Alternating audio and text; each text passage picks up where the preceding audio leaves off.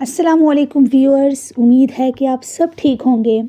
आज हम एक न्यू टॉपिक को डिस्कस करेंगे विच इज़ क्लासरूम डायनेमिक्स। तो पहले हम देख लेते हैं कि हम इस वीडियो में क्या क्या डिस्कस करने जा रहे हैं। First of all we will discuss what is classroom dynamics, then we will discuss why do we need effective classroom dynamics, then we will discuss purposes of classroom dynamics, then we will have a look at characteristics or features of classroom dynamics, then we will look role of a teacher, then we will discuss methods of effective classroom dynamics. तो ये video आप लोगों के लिए बहुत ही helpful होने जा रही है।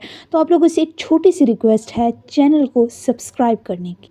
तो अब हम अपनी वीडियो का आगाज़ करते हैं। तो अब हम डिस्कस करते हैं। पहले हम देख लेते हैं क्लासरूम डायनामिक्स होता क्या है। वर्डली मीनिंग को अगर देखें तो डायनामिक्स का मतलब है मोशन, मूवमेंट, यानी कि क्लासरूम के अंदर जो भी सब कुछ हो रहा है वो क्लासरूम डायनेमिक्स कहलाया जाएगा। तो इसकी हम डेफिनेशन की तरफ आते हैं।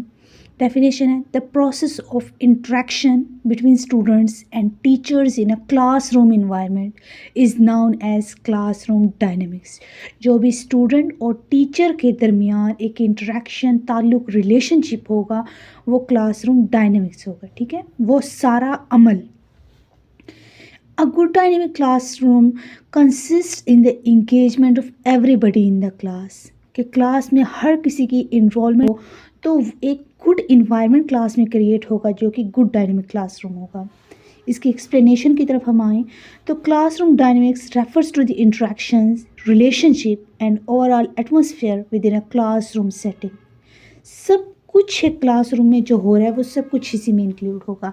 These dynamics are shaped by the teacher's teaching style, कि एक टीचर कैसे पढ़ा रहा है, स्टूडेंट के बिहेवियर से, पेयर इंट्रैक्शन से, स्टूडेंट एक दूसरे में आपस में कैसे बिहेव करते हैं, and the overall teaching environment.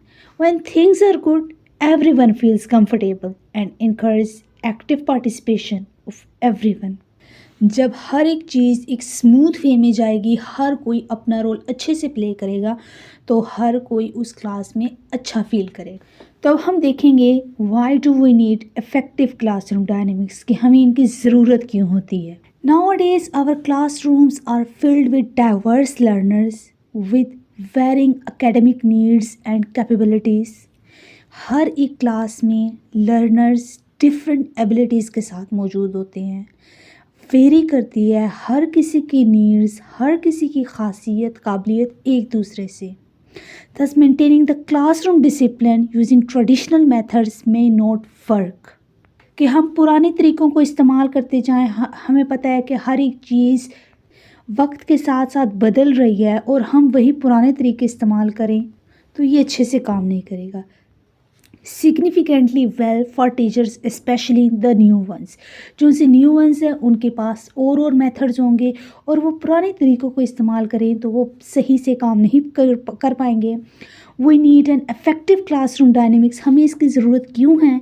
Because a behavioural code is very much important to maintain the classroom order. Behavioural code मतलब कि हर कोई मॉरली बेस्ट तरीके से अपना काम परफॉर्म करे।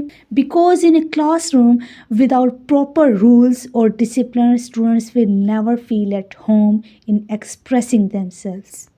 क्योंकि जिस क्लास में रूल्स, डिसिप्लिन, कायदे और ज़वाबित अच्छे नहीं होंगे तो स्टूडेंट्स वहाँ पर अच्छा फील नहीं करेंगे। जब वो अच्छा फील नहीं करेंगे तो अपना बेस्ट नहीं परफॉर्म कर पाएंगे। तो इसलिए हमें इफ़ेक्टिव क्लासरूम डायनेमिक्स की ज़रूरत है। नेक्स्ट हम क्लासरूम डायनेमिक्स के पर्पसेस देख लेते हैं। The purpose of classroom dynamics is to create a healthy and comfortable environment in the classroom where students can feel free and confident in their learning and can easily share their ideas not only with fellow students but also with teacher। अगर student reluctant होंगे, वो अपनी जिस चीज़ की उन्हें ज़रूरत है, class में अगर इन्वायरमेंट उन्हें अच्छा नहीं लग रहा, क्लास में उन्हें पढ़ाने का मेथड अच्छा नहीं लग रहा, लेकिन वो इसको एक्सप्रेस नहीं कर पा रहे तो वो कुछ नहीं सीख पाएंगे। और टीचर का रिलेशनशिप अच्छा नहीं होगा तो क्लासरूम डायनेमिक्स अच्छा नहीं होगा, क्योंकि वो प्रोसेस ही है ना, process of interaction between student and teacher, तो वो प्रोसेस अच्छा नहीं जाएगा, जिसकी वजह से ओवरऑल लर्निंग एक्टिविटीज़ इफ़ेक्ट होंगी। नेक्स्ट है करैक्टरिस्टिक्स और फीचर्स ऑफ क्लासरूम डायनेमिक्स। तो क्या क्या इसके फीचर्स हैं? First of all, engagement of everybody in the classroom. Next है having a comfortable and interactive classroom environment, जिसके अंदर हर कोई इंटरेक्शन कर सके, इन्वॉल्व हो सके। प्रोमोटिव कोऑपरेटिव लर्निंग, कोऑपरेटिव कि एक दूसरे की बाहमी ताउन से वो लर्न करें। मस्ट बी वेल प्लान्ड और can help learn in multiple ways, कि बहुत सारे तरीक़ों से वो सीख सके। तो ये थे कुछ specific characteristics of classroom dynamics. Next हम देखेंगे रोल ऑफ अ टीचर, क्योंकि क्लास में एक टीचर बहुत ही एक प्रोमिनेंट और इम्पोर्टेंट रोल प्ले करती है। तो हम रोल ऑफ अ टीचर को देखते हैं। First, teacher performs the role of a controller who has complete charge of the class, that what students do, what they say and how they say it. Teacher बहुत सारी चीज़ों को control करती है, बहुत सारे मैटर्स को डील करती है, तो वो एज अ कंट्रोलर अपना रोल परफॉर्म करती है। नेक्स्ट है teacher performs the role of a prompter. Prompter का क्या मतलब है? किसी भी एक्शन को करवाना। तो टीचर कैसे करवाती है? एज शी और he encourage students to participate and make suggestion about how students may proceed in an activity. जो भी क्लास में काम हो रहा होगा, teacher help students when they are in need. तो टीचर बच्चों को एनकरेज करती है कि वो क्लास में होने वाली एक्टिविटीज़ में पार्टिसिपेट करें, ताकि वो भी सीख, और जिस चीज़ की स्टूडेंट्स को ज़रूरत होती है, जिस चीज़ की उन्हें समझ नहीं आ रही होती, टीचर उनको बताती हैं। नेक्स्ट है रिसोर्स का। Teacher is also a working resource centre. Teacher makes the students good in performing classroom activities by guiding them in well manner. बहुत सारी चीज़ें बच्चे टीचर से सीखती हैं, तो टीचर उनके लिए एक रिसोर्स सेंटर। टीचर उनकी प्रैक्टिस करवाती है अपने अंडर अब गाइड के थ्रू। नेक्स्ट है teacher also performs the role of a participant to provide a comfortable atmosphere to students. तो टीचर क्लास में एज अ पार्टिसिपेंट भी रोल परफॉर्म करती है, ताकि बच्चों को एक वो डर न महसूस करें कि टीचर है, कंट्रोलर है, बल्कि वो एक पार्टिसिपेंट का रोल भी अदा करती है, ताकि बच्चे अपने आइडियाज़, अपनी नीड्स को बता सकें विदाउट एनी प्रेशर। नेक्स्ट है teacher performs the role of an organiser. Organiser मतलब कि हर एक चीज़ एक मुनज़्ज़म तरीके से, which is the most important and difficult role which a teacher has to play. सारी चीज़ों को एक तरतीब से सर अंजाम देना, ये हर किसी के बस की बात नहीं होती। The success of many students depends on the good organisation. A good teacher knows the needs of students, he knows how to manage everything in proper way. Giving instruction is vital in this role. Teacher बच्चों को instructions वगैरह देती है, ताकि बच्चे अपना काम सही से सर अंजाम दें, क्योंकि बच्चे वो काम, बहुत सारे काम बच्चे पहली दफ़ा कर रहे थे, तो उन्हें अगर अच्छे से गाइड ना किया जाए तो वो मिस्टेक्स कमिट करेंगे। तो ये था role of a teacher in classroom dynamics. उम्मीद है यहाँ तक आपको समझ आ गई होगी। अब हम देखेंगे मेथड्स और ways for effective classroom dynamics, जिसकी मदद से हम अपने क्लासरूम के जो सारे प्रोसेसेस हैं उनको बेहतर बना सकते हैं। तो उनमें फर्स्ट ऑफ ऑल है communication. Communication means discussion student और टीचर के दरमियान, जो कि स्टूडेंट और टीचर के दरमियान रिलेशन को स्ट्रॉन्ग बनाती है, जिसकी वजह से स्टूडेंट्स कंफर्टेबल फील करते हैं, कॉन्फिडेंट फील करते हैं अपनी किसी भी नीड या डिफ़िकल्टी को टीचर के साथ डिस्कस करने में। तो जिसकी वजह से process of interaction between student and teacher can be made better. तो नेक्स्ट है मोटिवेशन।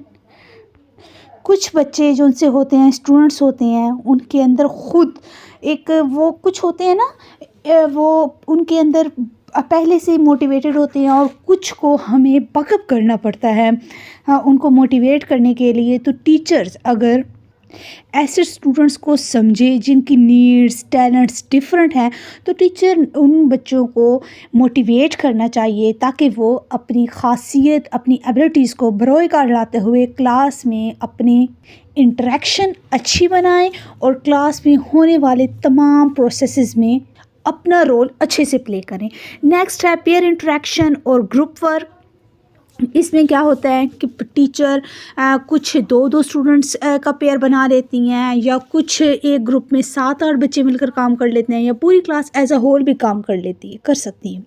तो इससे क्या होता है, बच्चे अगर अकेले काम करेंगे ना तो वो जो सी डिफ़िकल्टी है वो खुद फेस करेगा, लेकिन अगर बच्चे आपस में मिलकर काम करते हैं तो ब्रेनस्टॉर्मिंग होगी, जिसकी वजह से बच्चे आपस में एक दूसरे की बॉन्डिंग से ज़्यादा अच्छे से काम करेंगे। और इसके साथ साथ वो कुछ ये भी हो सकता है कि बच्चों के दरमियान एक कंपटीशन आ जाए कि हर कोई कहे कि मैं इससे अच्छा काम परफॉर्म करूं, मैं इससे अच्छा काम परफॉर्म करूं। अकेले वो इतना अच्छे काम नहीं कर सकते। इंडिविजुअल वर्किंग से ज़्यादा ग्रुप वर्क बेस्ट रहती है। It can also create good classroom dynamics. तो नेक्स्ट जो से इसका मेथड है वो है यूजेज ऑफ मैनी डिवाइसेस। बहुत सारे डिवाइसेस को इम्प्लीमेंट करके क्लास में हम क्लास की जो सी प्रोसेसेस हैं उनको हम अच्छा बना सकते हैं। वेरियस डिवाइसेस जब हम यूज़ करेंगे तो बच्चे अच्छे से समझेंगे, बच्चे इससे अट्रैक्टिव रहेंगे, अटेंटिव रहेंगे, क्लास में जो भी काम हो रहा होगा वो फोकस रहेंगे और एक बेटर आउटकम या रिजल्ट देंगे। बहुत सारी audio and video aids use हो सकती हैं, जैसे माइक वगैरह, जिससे बच्चों को आवाज़ की सही तरसील हो सके, सही आवाज़ उनको जा सके, और प्रोजेक्टर वगैरह जिससे बच्चे ज़्यादा फोकस से काम करें। जब बच्चों को डिवाइसेस टेक्नोलॉजी वगैरह इम्प्लीमेंट करके बच्चे अच्छा समझेंगे तो वो अच्छा काम करेंगे, अच्छा आउटकम देंगे। एक और मेथड है इफ़ेक्टिव क्लासरूम डायनेमिक्स के लिए, जिसमें है इफ़ेक्टिव लेसन प्लानिंग। क्लास में पढ़ाने से पहले अगर टीचर अपने लेसन को पहले से अच्छा से प्लान कर ले तो उसे पता होगा कि वो क्लास में क्या क्या पढ़ाएगा। तो एक माइंड मैपिंग हो जाएगी, जिससे टीचर बच्चों को अच्छे से पढ़ा पाएगी और बच्चे भी अच्छे से समझ पाएंगे। लेसन प्लानिंग करने से टीचर बहुत सारी चीज़ों को अच्छे से मैनेज कर सकती हैं, क्योंकि क्लियर आइडियाज़ होंगे ना टीचर के माइंड में, और टाइम मैनेजमेंट भी अच्छे से होगी, क्योंकि उस वक्त सब कुछ नहीं सोचना पड़ेगा, पहले से ही रेडी माइंड के साथ टीचर आएगा। और अगर कोई क्लास में अचानक से इशू आ जाए तो पहले से टाइम मैनेजमेंट की वजह से उस इशू को भी काबू पाया जा सकता है, उस इशू को भी टैकल किया जा सकता है। तो ये थे कुछ मेथड्स इफेक्टिव क्लासरूम डायनेमिक्स के लिए, जिससे बच्चे की लर्निंग प्रोसेस इन्हेंस हो सकती है। तो आज की वीडियो में बस इतना ही। उम्मीद है कि आपको समझ आ गया हो। Please subscribe this channel and like this video.